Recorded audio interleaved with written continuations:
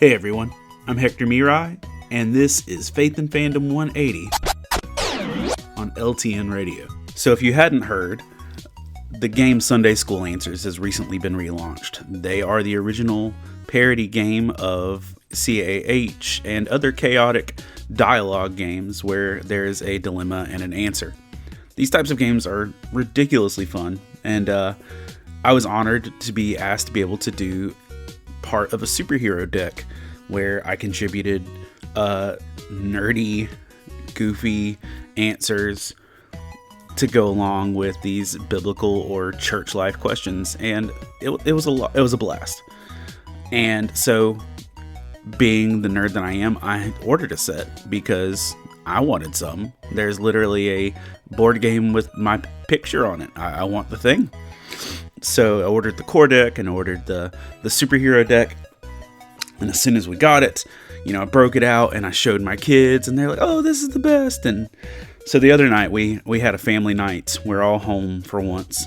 And my kids were like, "Do you want to play Dice Thrones?" I'm like, "No, that takes too long. Do you want to do Uno?" And I'm like, "No, that's way too simple." And so one of my kids said we could play Dad's game. And so we pulled it out and we played it, and we had an absolute blast, like laughing to the point of tears.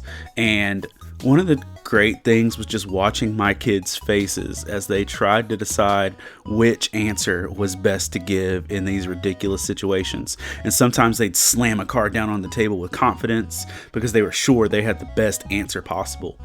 And watching them, I knew that some of them put more thought into the questions and answers in the game than what normally comes out of their mouth.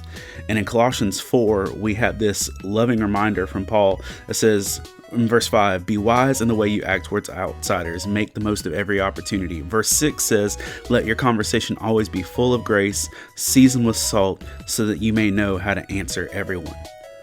Games like this always hinge on you making sure you are giving the best answer and using your words to the best of your ability. And we see here in scripture, this needs to extend far beyond fun games, that we need to treat every interaction with this amount of thought and consideration of what we say.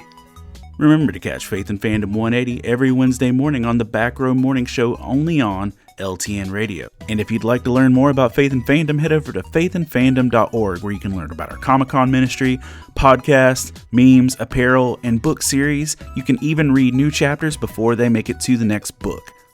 I'm Hector Mirai, and thank you for spending the last 180 seconds with me.